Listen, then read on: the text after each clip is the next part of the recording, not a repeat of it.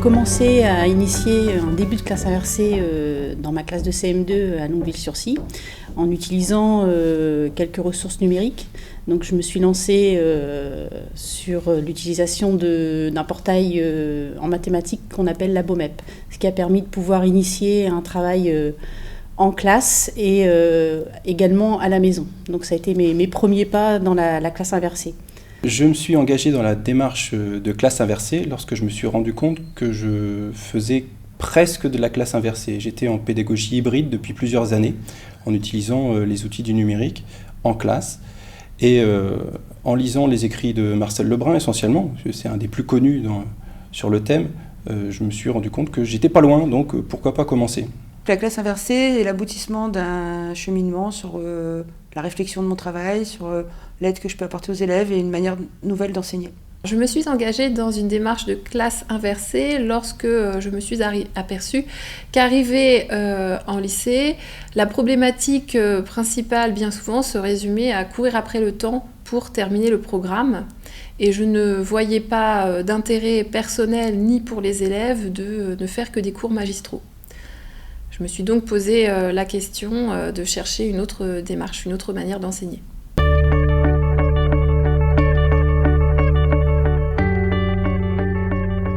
Il y a 2 ans en fait, lors de la préparation de mon CAFIPEF.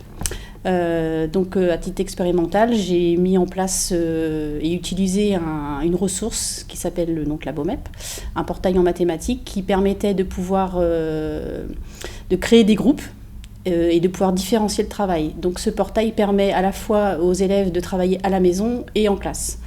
Là, à la rentrée 2015, donc ça fait 5 mois. Donc je suis bien dans le sens de la pédagogie inversée, j'y vais, je m'y approche, je m'en approche. Alors on va dire plus systématiquement cette année. Par contre, j'ai fait quelques essais les années précédentes pour tester un petit peu. Donc d'abord dans un premier temps, j'ai expérimenté. Disons que maintenant je le pratique plus régulièrement. Donc j'ai commencé à travailler sous forme de pédagogie inversée durant l'année scolaire 2013-2014. J'ai d'abord commencé à l'occasion des séances d'accompagnement personnalisées, donc auprès de petits groupes d'élèves de première.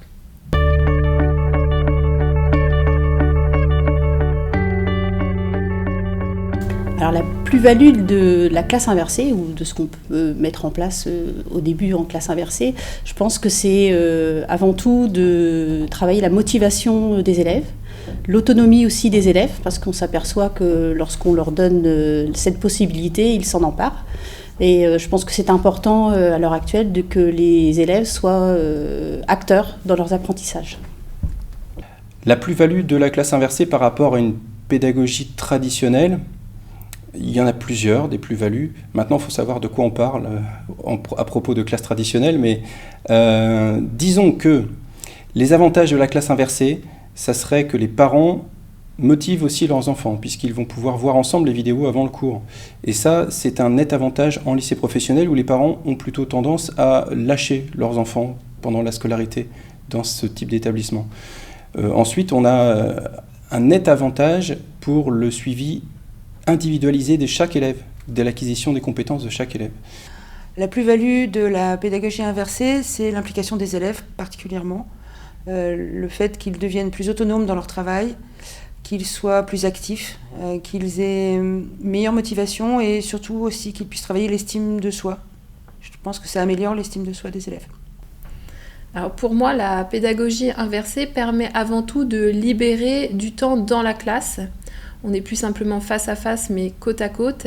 Et on peut donc personnaliser notre enseignement, travailler sur la différenciation et répondre ainsi davantage aux besoins des élèves. Les élèves sont plus actifs, plus motivés, trouvent aussi du sens à nos enseignements.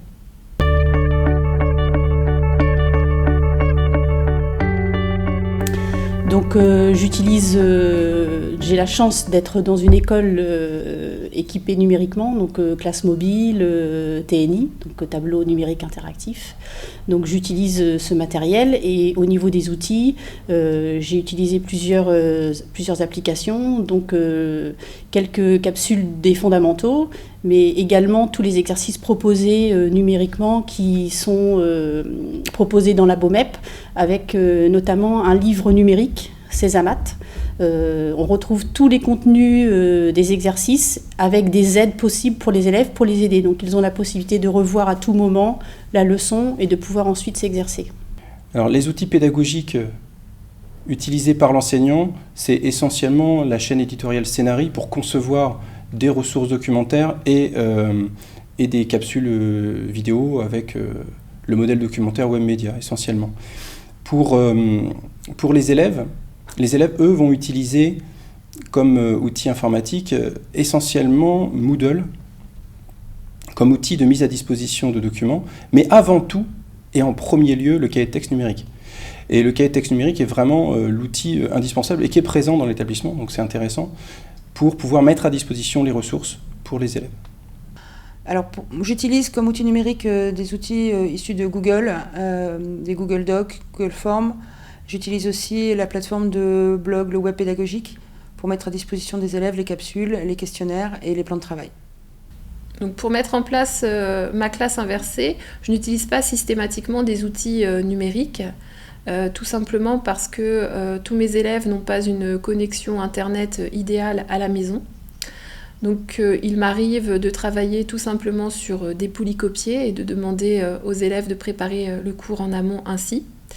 Mais ce fut une demande des élèves de créer un site internet pour y mettre des capsules vidéo. Donc j'ai un site internet, je fais des capsules vidéo et aussi j'ai une chaîne YouTube. J'utilise aussi des clés USB. Comme je travaille aussi beaucoup sur l'écriture collaborative, j'utilise des sites tels Etherpad et j'ai aussi un mur collaboratif pour faire des fiches de révision qui se nomme Padlet.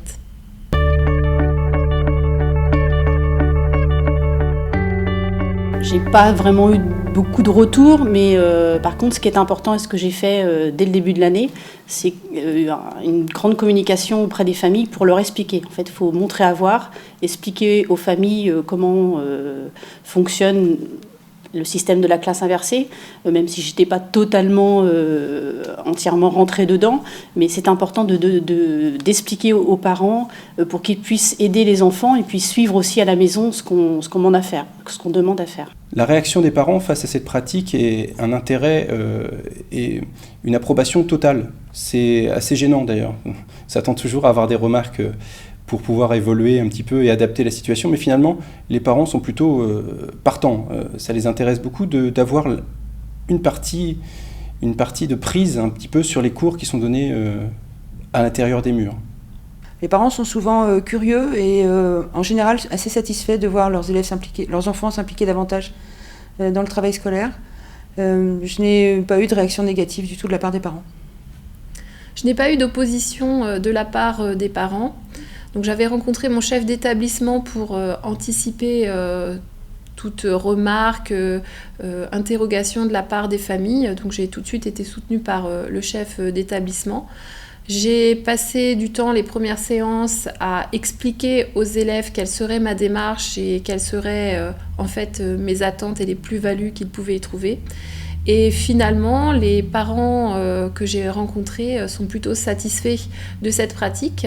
Ils trouvent qu'eux-mêmes peuvent avoir un rôle plus actif dans l'apprentissage puisqu'ils ont en fait le matériau pour aider leurs enfants. Ils sentent aussi que leurs enfants sont plus actifs et améliorent leurs résultats.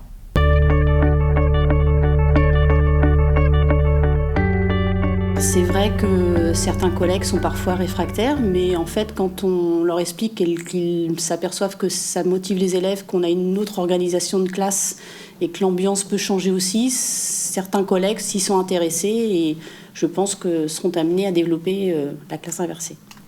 La pratique de la classe inversée au sein de l'établissement, enfin ma pratique au sein de l'établissement, comment elle est ressentie par les enseignants ? C'est un peu difficile à dire, puisque je pratique un peu la surdité sélective à ce niveau-là. Il faut savoir quand même que j'ai certains collègues qui en profitent pour visualiser avec les élèves des vidéos que moi j'ai proposées.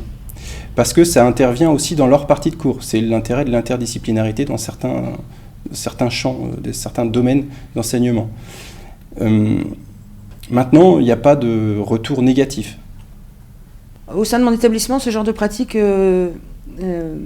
génère beaucoup de curiosité. Certains collègues viennent voir ce qui se passe dans ma classe.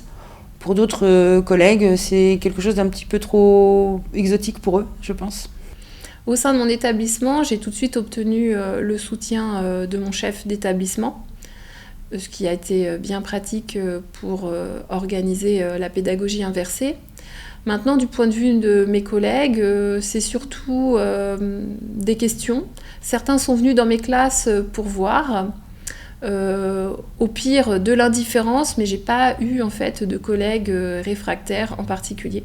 Pour l'anecdote, j'ai eu l'année précédente une collègue qui était maman d'élève d'une de mes classes et qui m'a demandé donc des ressources pour s'informer elle-même sur la pédagogie inversée puisqu'elle y voyait en tant que parent une plus-value pour son enfant.